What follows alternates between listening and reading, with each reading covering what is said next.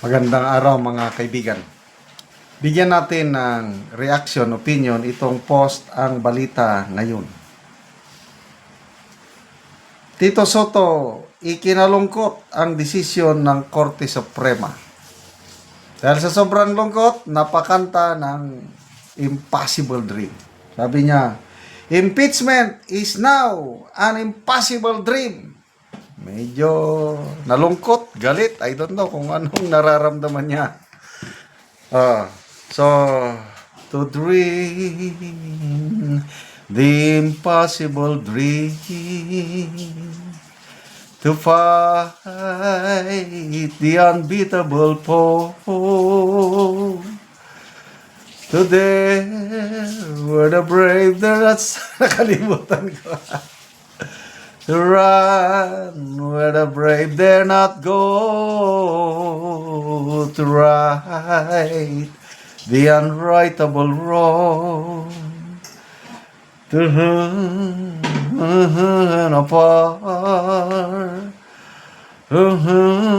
when your dreams start to weary, to reach the unreachable stars. This is my quest, to follow the stars, no matter how hopeless, no matter how far, to fight for the right, without question or pause, to be willing to march and to hell for a heavenly cause. And I know if I only be true to this glorious quest, that one man covered with scars, and I led to my rest. Ay, impeachment is now an impossible dream. Makita mo yung kalungkutan niya, no? Yung pinaplano nila labang kay BP Sara, impossible dream na daw. Ganun ba yon? Kasi itong impeachment na naisampa kay Pangulong Marcos Jr., to me, tingin ko yan, sarswela lang yan, drama-drama lang. Wala akong asahan yan.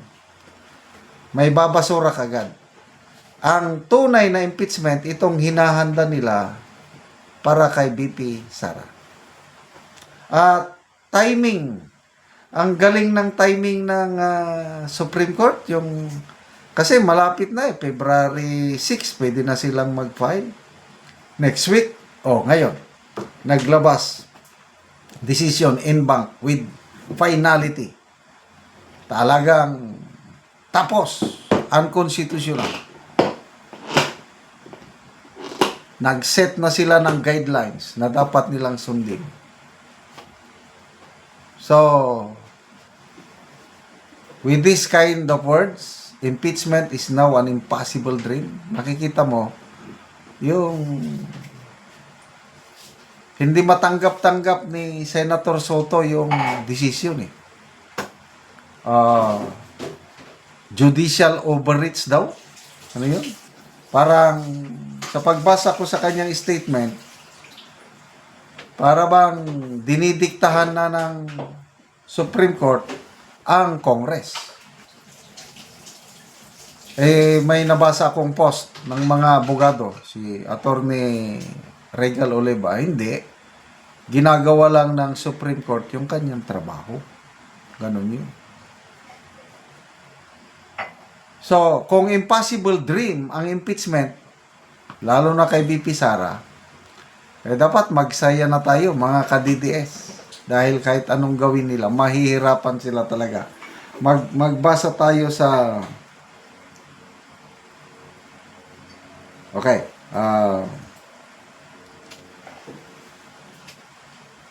People who reacted. 6,800, 6,000 ang tumatawa, hindi naniniwala dito kay Soto, 695 lang ang nag-like sa kanyang pahayag. Kasi kini-question niya talaga yung ano, hindi niya matanggap ng buong puso ang desisyon ng Supreme Court na para bang nagkamali ang Supreme Court. Eh, sila na yung pinaka-the best nga lawyers natin eh. So, sino naman ang ating Senate President na i-question niya ang unanimous decision ng Inbank? Dalawa na yan ha. Una, nung unang decision, ito, motion for reconsideration, ibinasura, unanimous pa rin. Ibig sabihin, yung korte is united. Kasi kung ang decision sana is, example, 8-7, panalo pa rin yung 8. Kaya lang, divided sila. May mga disagreeing ano. Ito, nagkakaisa sila. Tapos sasabihin mong nagkamali. Ay, nako. Oh, so basa tayo sa mga comments. Great. John Largo. 8 Bulaga. Carlos Villanueva. Di ba sabi niya lahat ng sahod niya? Oh, wala yan. Cielo Ledres. Senate President, he should show neutrality under any circumstance in spite of his color. Eh, makikita mo, talagang gusto niyang ma-impeach talaga si BP Sara. Jeffrey Musot, hintayin na lang sa 2028 presidential election para magkaalaman. Correct. Malapit na. Eh, gusto nilang ma-impeach kasi takot sila pag hindi nila ma-impeach si BP Sara, eh tatalunin sila sa 2028. Kaya, sabi nga ni na Trillanes, this year, 2026 is their last chance of impeaching BP Sara. By next year daw, wala na. Imposible na. Dahil yung pagsikat ni BP Sara, hindi na mapigilan. Kaya, double time sila ngayon. Kaya mayroong effort na mag-unite ang mga kakamping at ang Marcos loyalist para mas malakas ang puwersa nila.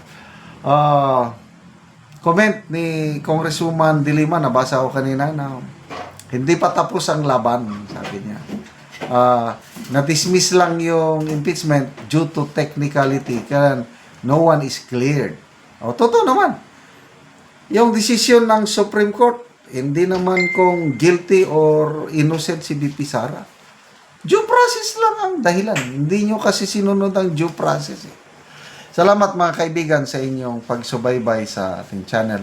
Nakakatulong kayo ng malaki sa Tribong Talandig ng Bukidnon dahil ang income natin sa channel na ito is pantulong po sa tribo. Namimigay tayo ng libreng yero at pako para makapagpatayo sila ng mas magandang tirahan. Panoorin nyo ang video na ito.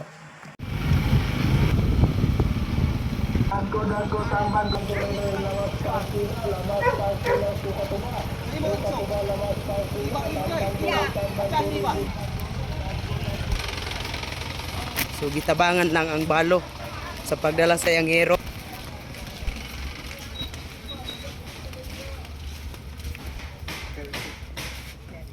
Karon mo na ni ang itsura sa atop ni nanay sa tagaan na mugiro.